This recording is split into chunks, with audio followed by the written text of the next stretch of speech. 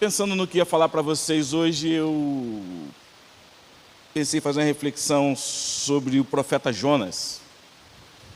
Jonas. E eu achei interessante porque é um texto bem conhecido de todos nós.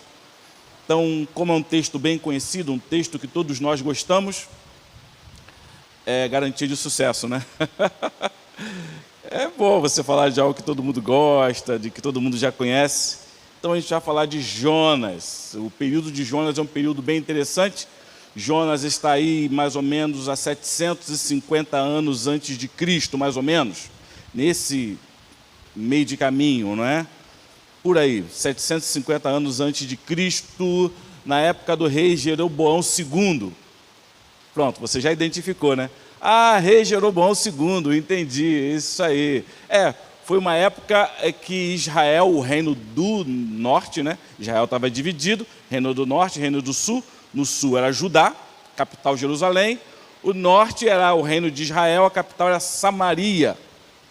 E esse período é um período de crescimento econômico, tanto de Judá, o rei era Uzias, não é? Uzias, o rei Uzias, lembra do rei Uzias? Grande rei Uzias, estava crescendo, prosperando, e Israel também crescendo e prosperando muito, muito, riqueza.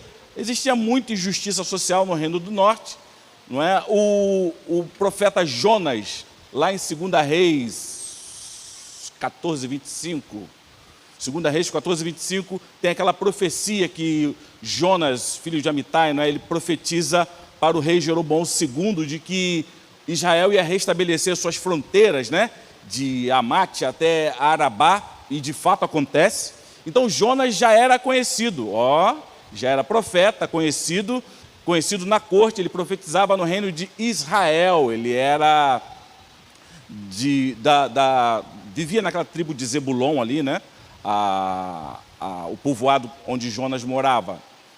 E Jonas, nesse período de grande crescimento econômico, a gente sempre se questiona, por que estava havendo um grande crescimento econômico se a nação de Israel estava envolta, assim, toda chafurdada na idolatria? Por que no meio da idolatria de Israel havia crescimento econômico? A resposta é bem simples. A Assíria estava enfraquecida. O reino da Síria, aquele reino poderoso, temido, muito malvado, os caras tinham uma tecnologia já bem avançada, né? Já tinha a questão da tecnologia do fundição do ferro e tudo mais. Eles eram tremendos. E os assírios estavam em queda, porque nesse período ali, nessa época, nessas 2 décadas, aconteceram 2 pragas na Assíria. E é legal que você não vê isso na Bíblia, você vê isso nos livros de história. Por que Israel estava crescendo economicamente, não tinha guerra, não tinha invasão? E por que a Síria não estava fazendo nada? Você vai no livro de história, na mesma época, aconteceram 2 pragas, morreu muita gente, houve muita perda, e a Síria estava enfraquecida. O rei, naquela época, tinha um problema muito grande administrativo. Os nobres estavam, não é, crescendo e querendo alcançar novos postos e querendo dominar o reino. Então ele estava com conflitos internos, 2 pragas terríveis, e interessante que nessa década, quase chegando nessa década, foi aquela década do primeiro registro de um eclipse. Parece estranho, né, um registro de um eclipse. Na Síria há um registro de um eclipse, e isso era algo muito temeroso para as pessoas. O sol se escureceu, tanto que há o registro dos reis lá da Síria desse eclipse. Algo estranho está acontecendo. 2 pragas, conflitos internos, até um eclipse. O negócio estava complicado naquela época para o Império Assírio. Eles estavam enfraquecidos. Então, quando eles estavam enfraquecidos, o reino de Israel, que estava sempre debaixo do ataque ali, aproveitou para crescer. Não só o reino de Israel, toda aquela região ali, todo mundo começou a crescer. É interessante você saber desse fato histórico, né? The lion sleep tonight, né? Poxa, gente. The lion sleep tonight. A musiquinha? Ah, vocês não assistem Rei Leão, nada disso não, né? Ah, tá bom. É quando o leão está dormindo, os outros fazem a festa. Então, quando a Síria estava fraquinha, quando o gato sai, o rato faz a festa. Era isso que estava acontecendo ali. O reino da Síria enfraquecido, Israel estava em opulência, fartura, prosperidade, franco crescimento, ao ponto de cometer muitas injustiças sociais. E é nesse meio de eventos e acontecimentos que Deus chama esse profeta conhecido já na corte, chamado Jonas. Abre lá em Jonas.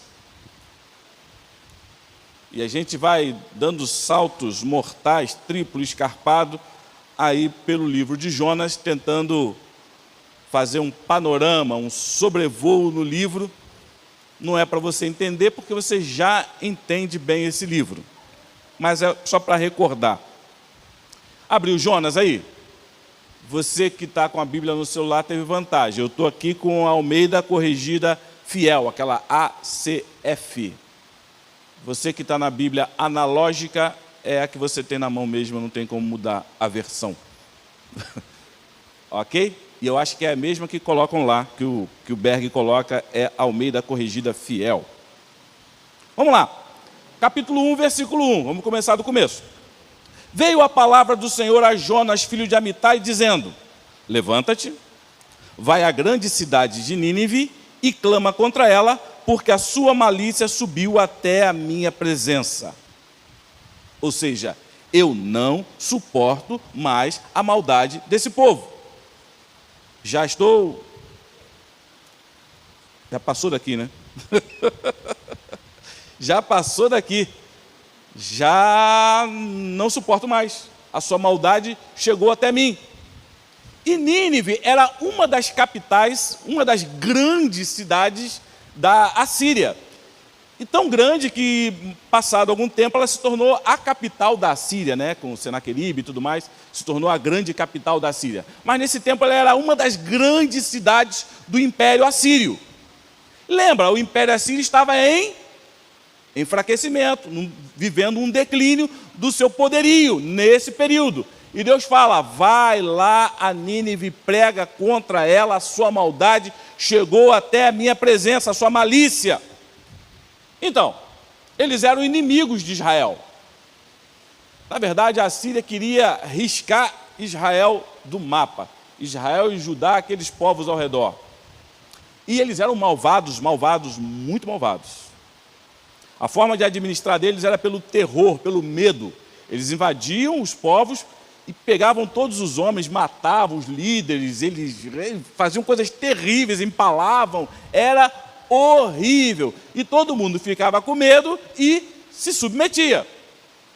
Uma vez eu escutando o Ziel Machado, ele falando de povos que cometeram suicídio coletivo quando a Síria estava chegando para invadir, né? Melhor a gente morre aqui, morte normal, do que ser torturado na mão dos assírios até a morte. Olha que tipo de gente. Eles não eram apenas malvados, eles eram perversos. Perversos. Faz o mal pelo mal. Não preciso de um motivo para fazer o mal. Eu faço mal pelo mal, porque o fazer o mal me dá prazer. Fazer o mal me dá vantagem, me dá lucro. Eu posso oferir um ganho quando eu faço uma perversidade. Assim era a Síria. Assim era o Império Assírio. Nínive, uma das capitais. E Deus fala: eu vou acabar com Nínive. Vai lá falar para eles. E o que Jonas faz? Você conhece. Versículo 3. Porém, Jonas se levantou para fugir da presença do Senhor para Tarsis. Deus falou: vá para Nínive. E ele falou: eu vou para Tarsis. Você consegue imaginar o que esse texto está dizendo? Assim, a dimensão disso, a dimensão do que o texto está falando. Você tem que ir para Nínive, vai até Nínive, clama contra ela. Porém, Jonas se levantou para fugir da presença do Senhor para Tarsis. Eu preparei um mapinha para você ter pelo menos uma ideia do que é. Embaixo aqui de mim, aqui, ó, embaixo de mim aqui está Nínive, a Síria. Está vendo aqui embaixo de mim, aqui na telinha? Nínive, a Síria. Ficava ali às margens do rio Tigre, ok? Mais para baixo tem o rio Eufrates, e ali você vê Israel, onde está escrito Jope. Jope era um porto. Então, Jonas desce até o porto para pegar o navio, e ele quer ir para Tarsis. Os estudiosos têm um problema da onde ficava Tarsis. Sabe-se que era no sul da onde hoje é a Espanha. Aí eu coloquei ali um círculo grande ali. É naquela região mais ou menos ali do mundo. Conseguiram ter a dimensão? Deus fala, vá para a Síria, lá para Nínive. De Israel até Nínive daria mais ou menos uns 800 quilômetros. Caminhando ali, né? Uns 800 quilômetros. De Israel até Nínive. De Israel ele teria que descer para Jope, e de Jope para Tarsis. São 3.400 quilômetros, em média, navegando. Navegar 3.400 quilômetros. Ele ia cruzar o Mediterrâneo de lado a lado. De um lado até o outro, cruzando o Mediterrâneo no navio. Ele estava querendo fugir da presença do Senhor mesmo, não estava? Olha que interessante. Está olhando isso aí? Olha esse mapa, olha bem. Esse era o mundo conhecido na época de Jonas. Poucos povos, havia poucos povos conhecidos para fora daquilo ali. Você tem o pessoal de Ofir, aqui embaixo, a Etiópia, que está mais para baixo ali, não é? Essa região onde é o Iêmen, ali onde o pessoal pegava minério e outras coisas mais, na região do Iêmen, que está mais abaixo. Fora isso, se conhecia pouca coisa. Possivelmente, esse era o mundo de Jonas. Ou seja, Jonas estava indo para o outro lado do mundo conhecido. Eu vou fugir de Deus para o outro lado do mundo. Porque para cá você tem o Oceano Atlântico e as Américas, que não eram nem conhecidas. Foi conhecido já no mercantilismo, né? Que você tem o conhecimento da América. Era esse aí o mundo conhecido da época. Jonas queria ir para bem longe, bem longe. Isaías vai falar de Tarsis, de Pul, daquela região ali, diz, aonde a fama de Deus ainda não chegou. Legal isso, né? Onde a glória, o conhecimento da glória de Deus não chegou lá ainda. Então ele queria ir para bem distante. Quase que eu falei tão distante, né? Ele queria ir para tão distante. Né? Já chegou? Não, já chegou. Por isso que é tão distante. Então, é disso que se trata. Quando a gente tem uma dimensão, a gente volta para o texto, a gente compreende melhor a façanha que Jonas queria fazer. Ok? Vamos voltar lá para o texto. Volta lá para o versículo 3. Jonas, capítulo 1, versículo 3. Porém, Jonas se levantou para fugir da presença do Senhor para Tarsis. E descendo a Jope, achou um navio que ia para Tarsis. Legal, né? Eu leio isso aqui, eu sei que você também pensa nisso, né? Portas abertas, né? Aí o pessoal fala assim, quando as portas estão fechadas é porque não é a vontade de Deus. Mas quando as portas estão abertas, essa é a vontade de Deus. Se a porta está fechada, irmão, nem tenta, Deus está fechando. Mas se a porta está aberta, tudo está fácil, tudo está colaborando, essa é a vontade de Deus. Então, Jonas pensou, eu vou fugir. Vou para Tarsis. Lá sou amigo do rei. Não foi isso. Mas ele sai e desce para Jope. Gente, da região que ele estava até Jope, é uma boa caminhada. Não tinha como ele entrar no site para ver se tinha navio naquele horário. Não dava para saber isso. Ligar para lá, tem navio esse horário? Deixa eu ver aqui. Não, ele saiu e foi. E quando chegou lá, tinha justamente o navio indo para Tarsis. Deus está nesse negócio, que maravilha! Você já lembrou de um montão de gente que se deu mal com isso, né? Um montão de gente que, ai, é ela, Senhor, ela tem uns olhos lindos, cabelos lindos, ai. E ela olhou para mim e deu uma piscadela, Senhor, é porta aberta, essa é a mulher dos meus sonhos. Senhor, ele é tão bonito, cabelo cabelo enroladinho, ele, tão cheiroso, tem um carro bonito, tem um bom emprego, é um bom partido, e está gostando de mim, é de Deus. Cuidado com portas abertas. Cuidado com portas abertas. Porque nem toda facilidade que você tem na vida é porta aberta, irmão. Ok? E foi assim com Jonas. Uau, o navio está lá. Então, desceu comprou a passagem, pagou, pôs a sua passagem e desceu para dentro dele para ir com eles para Tarsis, para longe da presença do Senhor. Jonas era profeta de Deus, Jonas era homem de Deus. Deus usava Jonas em profecia. Deus falou com Jonas e Jonas sabia muito bem que era Deus. E Jonas foi fugir. Muitos teólogos, muitos de nós ficamos no questionamento. Será que Jonas imaginava que Deus só agia em Israel? Ele era um Deus tribal que só agia em Israel?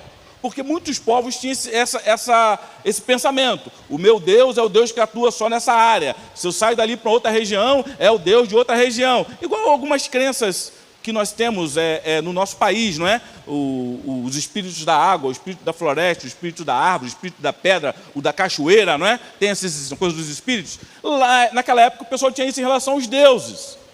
O Deus que atua numa região não atua na outra. Ok? Porém, Jonas sabia que Deus era o Deus do céu. El, o Deus do céu. Onde tem céu, ele reina. Legal, não? É o Deus das alturas, né? É o Deus das alturas. Ele reina em toda a terra. Jonas sabia disso. Mas ele mesmo assim foge. Tenta fugir de Deus. Versículo 4. Mas o Senhor mandou ao mar um grande vento, e fez-se no mar uma forte tempestade, e o navio estava a ponto de quebrar-se. Uau! Aí eu lembro do diácono José Fernandes, né? Às vezes a gente ficava lá no templo antigo ali, conversando, batendo papo, ele falando das aventuras dele, pilotando o navio. Ele pilotava navio aí por esse mundo aí, aqueles navios grandes, cargueiros, né? Ele falava que quando encontrava grandes tempestades, o difícil era controlar bem o navio por causa da onda. Porque do jeito que você pega uma onda grande, né, o navio pode ficar com uma parte para fora da onda, outra parte para fora e pode quebrar. Falei, como quebrar um navio daquele tamanho? Ele falou, peso de um lado, peso do outro, a onda só no meio, pode partir. Falei, partir um navio? São coisas tremendas que você encontra no mar. Ele falava isso, eu ficava assim, imaginando na minha cabeça, né? Uau! Né? As aventuras de Tintim, gente, que coisa deve ser isso! No meio do mar, enfrentando aquelas ondas monstruosas. Falei, diácono Zé Fernandes, né? Então, isso aconteceu aqui. O navio estava a ponto de quebrar-se, e foi Deus que mandou a tempestade. Deus mostra para Jonas, eu controlo tudo. Eu tenho o controle de tudo. Deus tem o controle. E eu prego muito sobre isso aqui, né? Deus controla todas as coisas e você pode descansar, irmão. Descansa. Descansa, gente. Descansa. Eu estou no controle. Estevão estava sendo apedrejado e ele tem uma visão, ele olha e ele vê o Senhor no trono. Eu estou sendo apedrejado aqui, estou morrendo, mas Deus está no controle, Ele está no trono. Amém? Tem gente com medo, recebe umas mensagens aí no WhatsApp terrível. É o fim dos tempos e não sei o que lá, o bicho está solto, irmão, é o cerol do diabo por aí, e o diabo vai cortar a cabeça, e os irmãos ficam, pastor, olha o que mandaram, ai que terrível, diabo. Tranquilo, Deus está no controle, irmão. Deus está no controle. Não cai uma folhinha da árvore, Deus está no controle, irmão, para, Deus é poderoso. Você é frouxo? Para com esse negócio, rapaz, essa pluma aí, rapaz. Deus está no controle de todas as coisas. Isso é sério, irmão, para a gente entender. O mundo, a história do mundo está na mão de Deus. Olha para aquela estátua lá de Daniel. Olha lá. Ele contou a história todinha ali naquela estátua. Antes de acontecer, ele já disse tudo. E quando você olha a data do livro e tudo o que aconteceu depois igualzinho, você fica de boca aberta. Uau! Os livros de história vão confirmar aquilo da estátua de Daniel. Deus está no controle. E no final, já tem spoiler, é só ler a Bíblia. No final a gente vence, que a gente é mais que vencedor, irmão. Só fica na miúda aí nessa palavra, medita nela dia e de noite, não desvia nem para a esquerda nem para a direita, fica na miúda, fica agarrado no Senhor aí, que no final, meu irmão, a vitória é nossa. Faz a vontade de Deus. Amém? Deus manda lá uma tempestade no mar, aquela coisa toda, o navio estava a ponto de quebrar. Gente, isso aqui é fantástico, fantástico. Versículo 5, vai comigo lá. Então temeram os marinheiros, está lá, né? Olha aqui, ó. Temeram os marinheiros e clamavam cada um ao seu. Gente, imagina o que aconteceu naquele navio. Tinha os marinheiros, tinha os passageiros, todo mundo ali dentro. De repente, um começou a bater tambor, o outro começou a pular não sei o quê, de repente o outro sentou, cruzou as pernas, cada um clamando ao seu Deus, irmão. Imagina o negócio como é que ficou ali. Um acende fogo, outro acende não sei o que lá, outro sacrifica animal, aquela coisa, e tem que acabar com essa tempestade. Imagina a cena. Todo mundo no desespero, porque na hora que o bicho pega, até ateu vira crente, né? Ai, meu Deus! Irmão, na hora que o negócio fica feio, e ali ficou feio, irmão. E todo mundo começou a clamar o seu Deus, e puxa de cá, puxa de lá.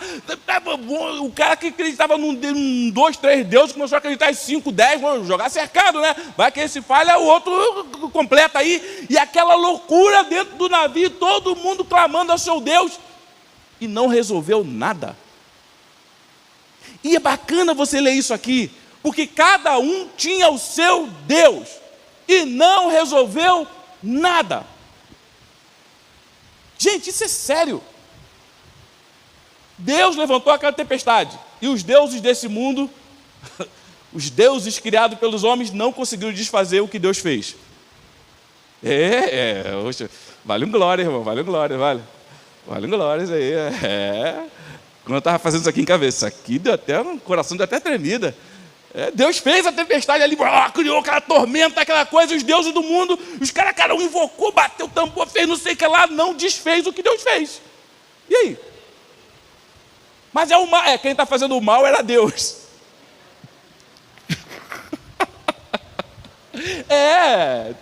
E aí? Ninguém conseguiu desfazer o que Deus fez. Todo mundo no desespero dentro do navio. Mas tinha um cara que sabia o que estava acontecendo. Um cara sabia que aquilo ali era um aviso. Estou de olho em você. Tinha um cara. Coloca lá de novo, versículo 5 lá, Berg. Então, tremeram os marinheiros e clamavam cada um ao seu Deus e lançaram ao mar as cargas que estavam no navio para o aliviarem do seu peso. Jonas, porém, olha o cara aqui. Jonas, porém, desceu ao porão do navio e, tendo se deitado, dormia o profundo sono. O único que sabia o que estava acontecendo, o único que sabia, porque todo mundo ali percebeu que era algo espiritual. Peraí, não é do nada que acontece. Os marinheiros experientes, para fazer uma viagem daquele tamanho, só marinheiros experientes, experimentaram muitas e muitas tormentas no Mediterrâneo, mas aquela tormenta era diferente, é algo espiritual. E Jonas bem sabia o que era, e Jonas viu o desespero de todo mundo, e falou: quer saber de uma coisa? Eu vou dormir. Por que Jonas estava tranquilo, hein?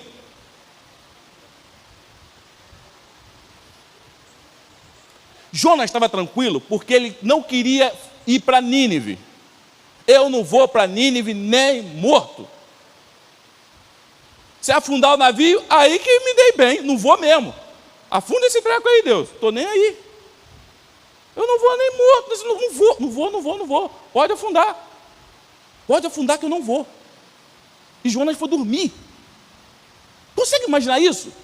Todo mundo no desespero, o mundo deles indo a pique, tudo afundando, jogando as cargas no mar, aquele desespero, aquele montão de povos diferentes ali dentro daquele navio, porque passava por diversos, você viu no mapa aqui, passava por diversas nações até chegar lá, diversos povos, aquela coisa toda, aquele desespero todo, as nações entrando em colapso, a desgraça acontecendo no mundo daquelas pessoas, e Jonas, o homem de Deus, estava dormindo. Não estou nem aí, eu não vou falar para ninguém, eu não vou.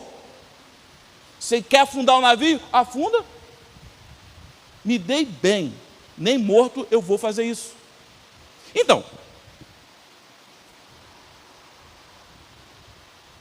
eu escrevi algo aqui interessante.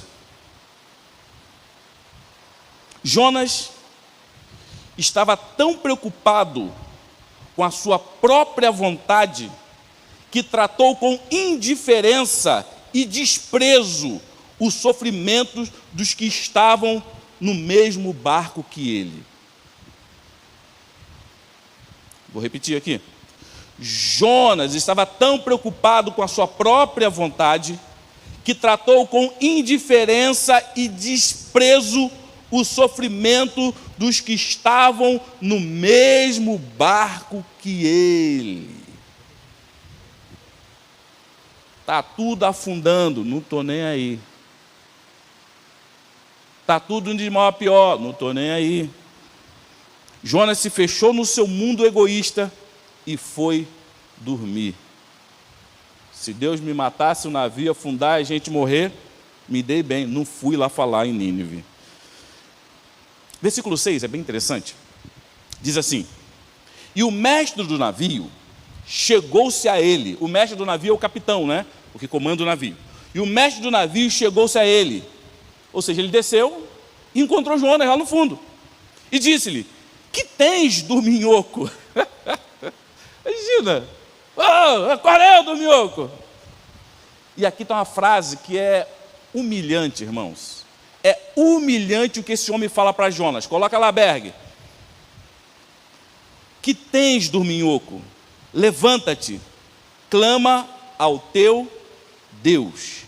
Talvez assim esse Deus se lembre de nós para que não pereçamos. Gente, era um pagão. Um pagão. O chefe lá, o capitão do navio era um pagão, um idólatra. Um idólatra fala para o profeta: ô, você que está dormindo aí, você deve ter um Deus, né? Clama o teu Deus, porque a gente está morrendo. Clama o seu Deus para que a gente não morra, para que não pereçamos. Gente, não é esquisito? Choveu para cima. Choveu para cima. É o pagão que clama ao profeta: por favor, ore por nós. Não é estranho? Olha que humilhante o ponto que Jonas chegou, o fundo que Jonas chegou. Ele vem descendo, como você já conhece aqui sobre o texto, né? Que ele vai descendo, é a forma como foi construída a poesia da profecia. Ele desce. Gente, ele desceu até o ponto terrível de que a sua espiritualidade é confrontada por um idólatra. É estranho isso, né? Quando nós que somos crentes deveríamos fazer o certo, e às vezes é a gente que está roubando, né? E às vezes é a gente que está sonegando. É triste você ver na televisão isso. O pessoal clamando por justiça e o que comete a injustiça é um servo do Senhor. E o pagão clamando, os não crentes clamando por justiça. É muito estranho isso, irmãos. Isso aconteceu com Jonas. Segue comigo. Perdão, mas é interessante isso aqui. Porque o texto, esse livro, ele tem um conteúdo de humor, de sarcasmo, o livro de Jonas. Porque ele fala para o profeta orar, ele não sabe que é um profeta, né? Ele fala para ele clamar ao seu Deus, Jonas não ora. Você olha o texto, Jonas não orou. Estava todo mundo lá clamando, Jonas não ora. Por que ele não ora? Porque ele estava fugindo de Deus. Versículo 7. Versículo 7, diziam cada um ao seu companheiro: vinde e lancemos sorte, para que saibamos por que causa nos sobreveio este mal. Lançar sorte era aquilo que faz aquele, joga uma pedrinha, separa em grupo, né? Separa 2 grupos, vamos saber onde é que está o problema. Joga uma pedrinha, se cair de um jeito é o grupo de cá, se cair do outro é o grupo de lá. Então é do grupo de cá, tá? Esse grupo sai esse grupo, fica só esse, divide em 2. Joga de novo, é o grupo de cá agora, esse sai, divide em 2. Joga, vai dividindo até chegar no último. Fica só 2 pessoas, é esse ou aquele. E joga e descobre quem é. Isso é jogar sorte. E é legal, Deus estava em dia de maldade ali, né? Não só dia de loucura, dia de maldade. Deus não só mandou a tempestade, mas Deus manipulou a sorte. Deus manipulou a sorte. Imagina Jonas, tranquilo, tanta gente aqui, caiu em mim, mas como em mim? Como em mim? Umas 200 pessoas nesse navio, logo em mim. Deus sabe quem é o servo dele. Por isso que às vezes um montão de gente com problema e chega para você, no teu serviço, um montão de gente vem conversar com você. E você está com o mesmo problema do cara. Mas Deus, por que comigo? Deus me erra. Com você. Foi assim com Jonas. Um montão de gente. E Deus, deixa ele comigo. Então, e eles perguntam para ele qual a sua ocupação, lembra disso, versículo 8. E disseram: declara-nos agora por causa de quem nos sobreveio esse mal, que ocupação é a tua, de onde vens, qual é a tua terra, e qual é o teu povo, qual é o teu signo, para que time torce. Gente, questionaram ele um montão de coisa. E aí, o que está acontecendo? Estava todo mundo desesperado, gente. E eles viram que aquele cara tinha alguma coisa que podia dar uma referência para eles do que estava acontecendo. Versículo 9.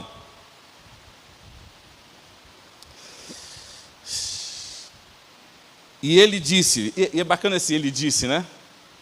Porque Jonas falou para o povo, para quem estava querendo se esconder, de repente ele é o holofote, todos os holofotes vieram sobre ele, né?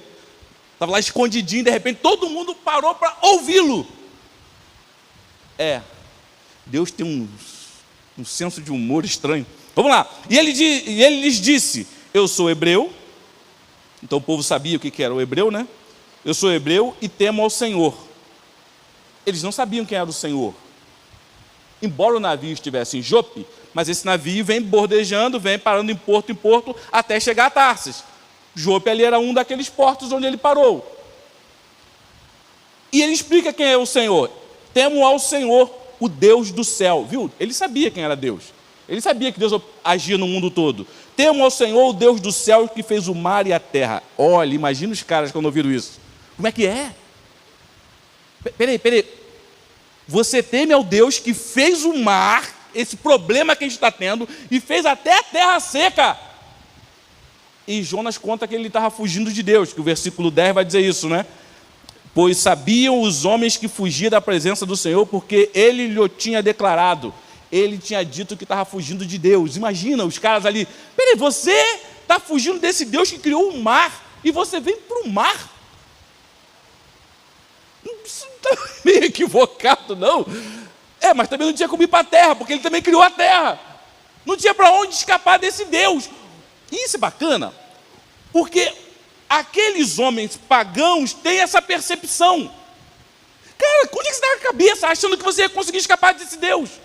Só do que Jonas falou, Jonas já mostrou a glória desse Deus para aquele povo que não o conhecia.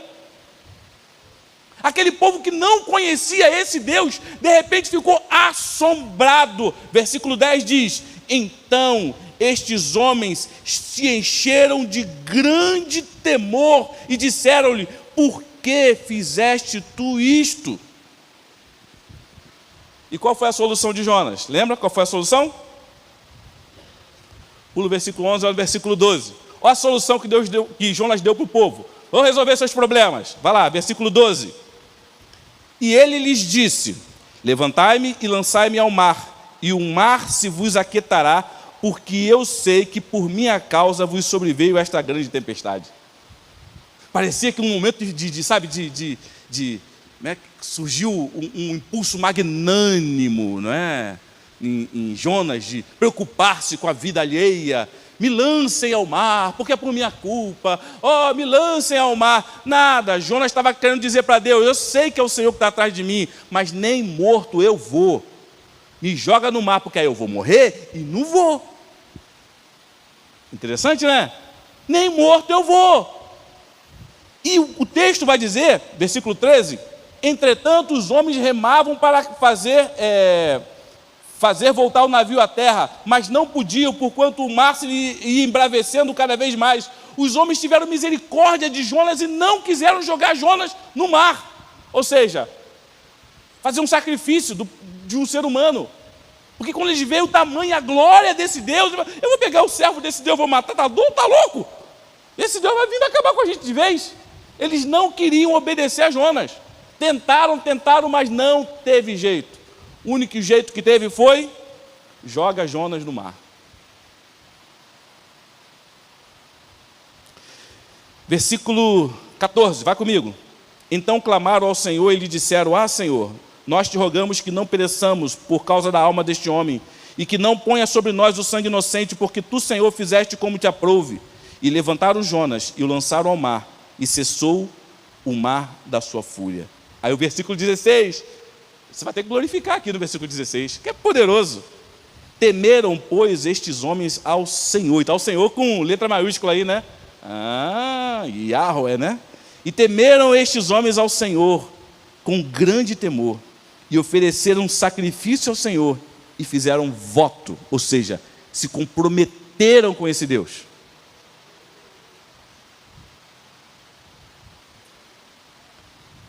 Pô, vale um glória, irmão. Porque eles estavam indo para Tarsis, onde ninguém conhecia sobre Deus. E naquele navio, por causa de Jonas, o fujão, todos conheceram que era esse Deus. Imagina esse pessoal chegando em Tarsis, falando da glória desse Deus, onde as pessoas não conheciam desse Deus. Tenta imaginar o que aconteceu ali naquele barco, irmãos. A providência do Senhor. E isso é tão bonito, que mesmo você, quando está errado, Deus te usa sem você perceber. Você está todo torto. Eu lembro de uma pessoa num boteco, uma birosca, tomando as cachaçadas lá, e tinha um falando para o outro: rapaz, você está mal, hein? Estou vendo que você está quase morrendo. Vai para a igreja. Minha esposa é da igreja, eu já fui da igreja há muito tempo, igreja é muito bom. Vai para a igreja que a sua vida vai mudar. Imagina, o sujeito na manguaça, evangelizando o outro. Rapaz, vai entender a providência do Senhor, irmão. Você não consegue. Eu estou falando isso porque esse sujeito foi fato mesmo. O sujeito que ouviu foi para a igreja e se converteu. E depois ficou chateando o amigo, para o amigo se reconciliar com Jesus. É lá em Sorocaba. É sério mesmo. Jonas, fujão. Deus usou Jonas para alcançar todo aquele pessoal, para que aquele pessoal conhecesse o poder e a glória de Deus. E Jonas é jogado no mar, e ele devia estar pensando, afundando: agora morri, não vou para Nínive. E você já sabe a história, né? Deus não deixa Jonas morrer. Imagina o que aconteceu com Jonas. Está lá afundando, morrendo, de repente vê um negócio no escuro e... o que aconteceu aqui? Será que ele sabia que estava dentro de um peixe? Não sei. Mas algo envolve Jonas. E ele consegue respirar ali dentro. E Deus não deixa Jonas... eu não vou deixar você morrer não, cara. Deus segurou Jonas e não deixou Jonas morrer. Ficou dentro de um peixe. Um grande peixe. Era uma baleia, era um peixe. Irmão, no Antigo Testamento, se era baleia, se era peixe, isso é irrelevante. É irrelevante, irmãos. Lá em Levítico, quando fala dos animais impuros, tem aves, aí a relação das aves. Pelicano, não sei o quê, bababá, morcego. Morcego? Morcego não é morcego não é ave agora na nossa categoria mais moderna, científica, biológica. Mas naquele tempo, animal que voa, tem asa, é morcego. Grande peixe, você vê aquele negócio ali, você imagina, é uma baleia, é um peixe, até hoje o pessoal se confunde. Nós não sabemos, mas sabemos de uma coisa: foi um milagre de Deus. O cara ficou 3 dias dentro daquela barriga do peixe lá. 3 dias, depois de 3 dias, Você oraria e se rendia, não se rendia? Capítulo 2 é inteiro, Jonas orando, os salmos, e ele se rende. Tá bom, Deus, eu paro de fugir do Senhor. Eu sei que o Senhor não vai me deixar morrer, eu sei que o Senhor não vai me deixar escapar. Não é assim com você também? Quem já teve desviado sabe o que é isso, né? Você se desvia e vem alguém te dar um folheto, vem alguém fala, vem não sei o quê, do nada aparece alguém, me larga, Deus, me erra, Deus. É assim quando você está afastado do Senhor, né? Sempre aparece alguém que te chateia. Foi assim, e Jonas se rendeu, eu desisto de fugir. E o versículo lá, vai, capítulo 2, no último lá versículo, passei tudo. Versículo 2, capítulo 2, versículo 9. Mas eu com um cântico de gratidão oferecerei sacrifício a ti, o que eu prometi cumprirei totalmente. A salvação vem do... Ele reconheceu, quando Deus quer salvar, Ele salva quem Ele quer.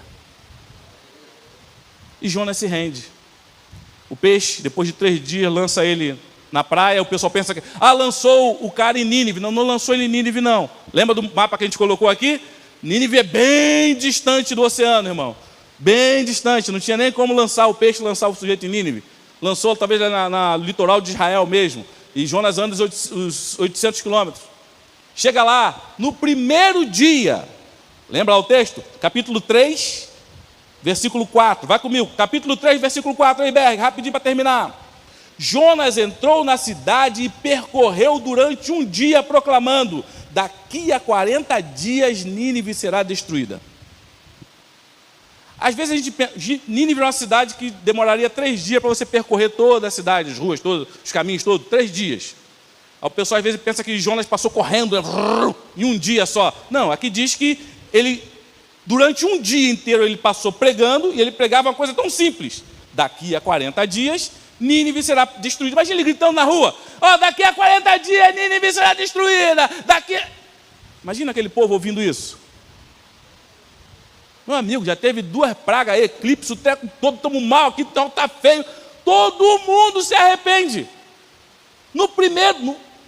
Foi no primeiro dia que Jonas começou a falar, todo mundo se arrependeu. E o texto vai dizer, versículo 5, os ninivitas creram em Deus, proclamaram um jejum, e todos eles, do maior ao menor, vestiram-se de pano de saco.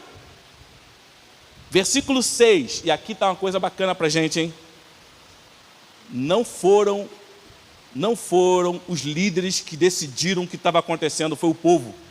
E quando os líderes viram isso, versículo 6 diz, quando as notícias chegaram ao rei de Nínive, ele se levantou do trono, tirou o manto real, vestiu-se de pano de saco e sentou-se sobre cinza. Então fez uma proclamação em Nínive, por decreto do rei e seus nobres, não é permitido que nenhum homem, animal, boi, ovelha, provar alguma coisa, não como. Ele proclamou um jejum para todo mundo. Todo mundo se converte ao Senhor, todo mundo se rende. E o que acontece com Jonas?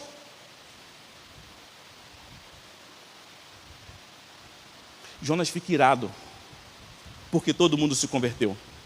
Você consegue entender isso? Não consegue? Então vamos tentar ler os últimos versículos aqui, para a gente acabar essa reflexão. Capítulo 4. Capítulo 4, versículo 1 e 2. 4, 1. Mas Jonas ficou profundamente descontente com isso e enfureceu-se. E ele orou ao Senhor. Aí ele orou ao Senhor de novo. Ele orou primeiro na barriga do peixe, porque ele viu que não tinha como fugir mais, ele se rende. E depois ele ora aqui. E olha a oração que ele faz, versículo 2. E ele orou ao Senhor. Olha o que ele diz. Senhor, não foi isso que eu disse quando ainda estava em casa? Então, o livro ele tem um certo humor no que ele está querendo dizer, como que dizendo, veja como é ridículo tentar fugir do Deus que quer salvar as nações. É isso que o livro de Jonas está mostrando. Veja como é ridículo o nosso intento de escapar da vontade de Deus. Deus controla tudo, Deus controla o vento, Deus controla a sorte, Deus controla o peixe, Deus controla todas as coisas. A vontade dele vai ser estabelecida, mas ele quer usar você como agente da bênção deles para os povos. É isso. E Jonas em casa, isso não é falado lá, é falado aqui só de forma para poder dar a ideia do texto, né, do livro. Foi isso que eu falei quando estava em casa. Olha o que ele vai dizer. Foi por isso que me apressei em fugir para Tarsis. Eu sabia que tu és Deus misericordioso e compassivo, muito paciente, cheio de amor e que promete castigar, depois se arrepende do mal. Eu sabia que o Senhor é misericordioso. Quando o Senhor falou que ia punir esse povo, eu te conheço, Deus. Eu sabia que, na verdade, o Senhor queria perdoar esse povo. Eu sabia que o Senhor falou que ia punir, porque o Senhor estava dando um aviso para eles se arrependerem. Mas Deus, esse povo é malvado, esse povo quer destruir a gente, esse povo não merece. O povo de Nínive, o povo da Assíria é nosso inimigo, eles não merecem ser perdoados, isso é injusto. Consegue entender isso? Quando nós não concordamos com Deus, e Deus faz isso direto, Deus faz coisas que nós não concordamos, que nós não aceitamos, mas irmãos, Deus é Deus. E quando você não aceita a vontade de Deus, você vai parar na barriga do peixe. Você se mete em problemas, e depois tem que se arrepender, porque a sua vontade não vai mudar a vontade de Deus.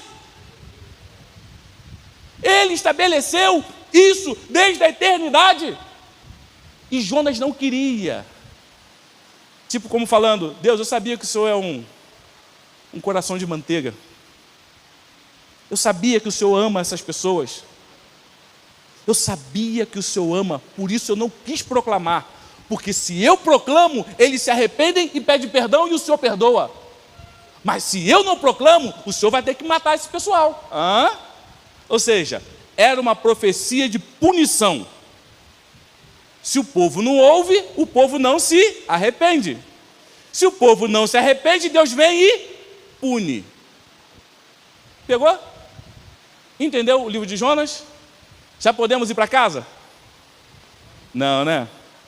O que tem isso a ver com a nossa vida? Irmãos, faz 2000 anos que Deus falou, claramente, tendo Deus outrora falado aos nossos pais pelos profetas, nos últimos tempos nos fala pelo seu Filho. E Jesus disse há quase 2000 anos, o fim vai chegar. As nações serão destruídas. O pecado desse mundo já passou daqui. O dia do juízo já está marcado. Ninguém sabe o dia, ninguém sabe a hora. Mas você sabe como resolver o problema das nações. Eu e você sabemos. Tudo o que devemos fazer é o quê? Sair por aí e falar. Sair pelas ruas e dizer, em 40 dias Nínive será destruída. Arrependam-se e creiam no Evangelho. Eu e você somos chamados para sair por esse mundo e por toda... abre lá Mateus 24, 14. Mateus 24, 14, Berg. Coloca lá. Mateus, era o último versículo, mas veio aqui na minha cabeça, esse aqui. Consegue ler ali? Lê junto, lê todo mundo junto. A conta de 3. 1, 2, 3. Lê lá.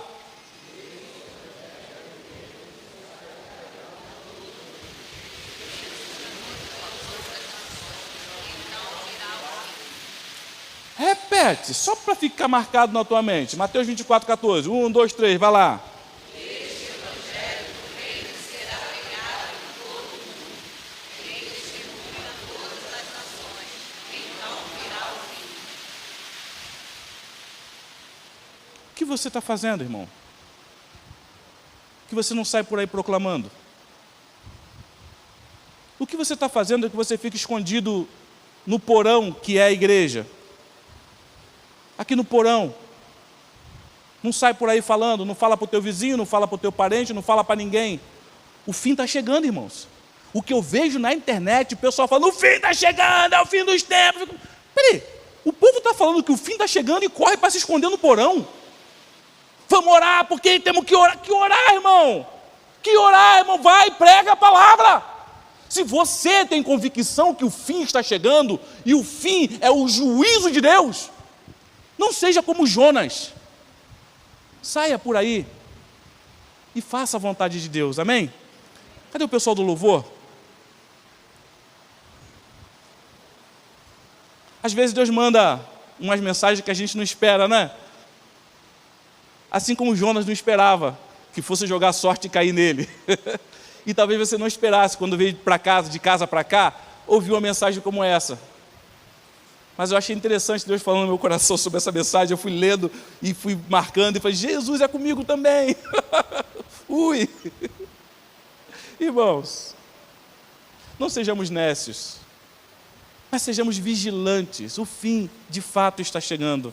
Mas antes, esse evangelho será pregado em todo o mundo. Deus está no controle de todas as coisas. O que você e eu precisamos fazer é dizer, Senhor, vê se tem algum mal no meu coração. Vê se há algum desejo mal no meu coração, se eu estou pensando só em mim, pensando no meu privilégio. Agora que está tudo bem, agora que estou trabalhando, Senhor, eu quero só viver bem. Eu não quero me preocupar com os outros, eu não quero me preocupar com a Etiópia, eu não quero me preocupar com a Ucrânia, eu não quero me preocupar com Yanomami, eu não quero me preocupar lá com a Bolívia, com El Salvador, eu não quero me preocupar com nada disso. Eu quero saber dos meus problemas, da minha dificuldade, porque sou eu que pago as minhas contas. Senhor, irmãos, veja, sonda o teu coração, pede a Deus, Deus sonda, vê se tem alguma coisa errada em mim e me ajuda a andar no teu caminho, fazer a tua vontade, porque o Senhor tem enviado pessoas para ouvir, o Senhor tem feito parecer pessoas necessitadas perto de mim, perto de você, aparecem pessoas necessitadas, pessoas chorando. Quantas notícias terríveis chegam até você e você não ora, como um pedido, aparece um pedido de oração na televisão lá, pessoas com problema, dificuldade, morte, dor, tanta coisa, e você não ora, igual Jonas, vai, clama ao teu Deus, e você não faz nada. Mas essa noite, que você desperte e diga, Senhor, eis-me aqui, eu quero ser como um farol que brilha e ilumina esse mundo, não comigo mesmo, não na minha força, porque o Senhor quer salvar, porque ao Senhor do Senhor é a salvação, ao Senhor pertence a salvação. Vamos ficar em pé, vamos cantar essa canção juntos. Sonda-me, Senhor, e me conhece, quebranta o meu coração, transforma-me conforme a tua palavra e enche-me até que em mim se ache só a ti. Então usa-me, Senhor, usa-me como um farol que brilha à noite, como ponte sobre as águas, como abrigo no deserto, como flecha que acerta o alvo. Eu quero ser usado da maneira que te agrade, em qualquer hora e em qualquer lugar. Eis aqui a minha vida, usa-me, Senhor, usa-me. Eu quero te desafiar nessa noite. Você que entendeu essa mensagem, você que se sente como Jonas, assim, Senhor, eu não quero, Senhor, eu não quero. Mas essa mensagem falou ao teu coração, e você sente que precisa tomar uma decisão, como que fazer um voto, comprometer-se com esse Deus que te salvou, que te transformou e colocou essa mensagem que está no teu coração. Você tem essa mensagem, porque não fostes vós que escolhestes a mim, mas eu escolhi a vós outros e vos designei para que vades e deis fruto, e o vosso fruto permaneça. Deus já te deu tudo o que você precisa para ser uma bênção por onde você passar. E se você nessa noite quer se comprometer com o Senhor e dizer, Senhor, eu nem sei como vai ser, mas eis-me aqui, Senhor. Usa-me. Usa-me do jeito que o Senhor quer, do jeito que eu não imagino como vai ser, no lance imprevisto na frente me encontrar. Se você quer dizer isso para o Senhor, eu não vou te chamar aqui à frente, porque você pode vir aqui e vai ser bonito as pessoas verem você se comprometendo com Deus, é bem legal, mas não precisa disso, porque não é uma coisa que você vai fazer para os outros, é uma coisa que você vai fazer para Deus. Por isso eu quero que você fique no seu lugar aí. E se você quer dizer para Deus: Deus, eis-me aqui, usa-me, eu quero que você coloque apenas a mão no seu coração como um sinal entre você e Deus, dizendo: Senhor, eis-me aqui. Não sei como vai ser, eu não sei falar direito, eu tenho vergonha, tenho medo, eu não sei como que eu vou fazer isso, eu tenho medo que apareça alguém na minha frente desesperado, eu não sei quando aparecer alguém precisando de uma palavra, alguém precisando de uma ajuda, um mendigo, um necessitado. Deus, eu não sei como vai ser, mas me ajuda na minha fraqueza, ajuda na minha pouca fé.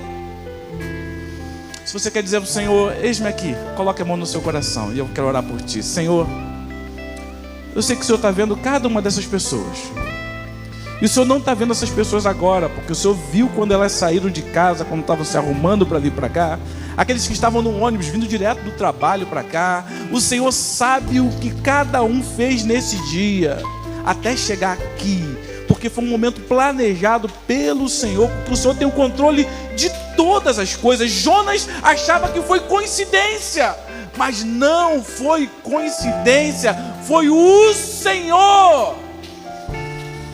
E essa pessoa está com a mão no coração, dizendo: Senhor, eis-me aqui, usa-me para a glória do teu nome. Então, Pai, diante desse voto que essas pessoas estão fazendo contigo, elas nem sabem que vão falhar, mas o Senhor sabe às vezes que elas vão ter medo, vão falhar, mas o Senhor não quer acabar com a gente, assim como Jonas. O Senhor não quis acabar, esmagar Jonas, não. O Senhor apenas queria: vem, faz a minha vontade.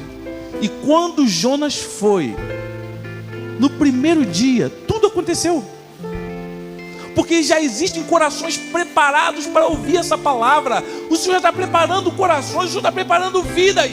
Tem mais gente querendo ouvir a palavra do que gente querendo proclamar a tua palavra. Que possamos ir e que o Senhor nos guie, a cada um de nós que estamos com a mão no coração, guie a cada um de nós até os necessitados, até aqueles que já estão com o coração preparados para ouvir a tua palavra, no nome de Jesus. Cantemos mais uma vez para terminar. Vai, sonda-me. Sonda-me, Senhor, e me conheces. Quebranta o meu coração. Transforma-me conforme a tua palavra. Enche-me até que em mim se ache só a ti. Então, usa-me